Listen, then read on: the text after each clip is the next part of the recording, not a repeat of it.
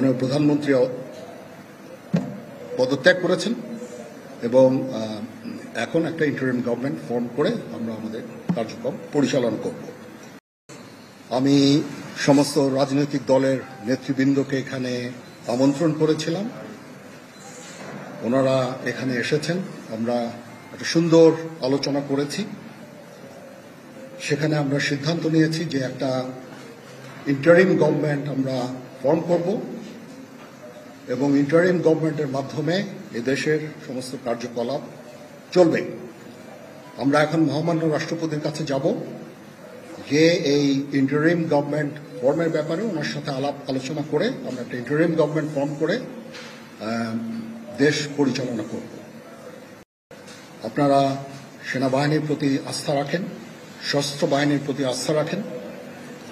আমি সমস্ত দায় দায়িত্ব নিচ্ছি, আপনাদের জানমাল, এবং আপনাদেরকে আমি কথা দিচ্ছি যে আপনারা আশাহত হবেন না। ইনশাল্লাহ আপনাদের যত দাবি আছে সেই দাবিগুলো আমরা পূরণ করব এবং দেশে একটা শান্তি শৃঙ্খলা ফিরিয়ে নিয়ে আসব।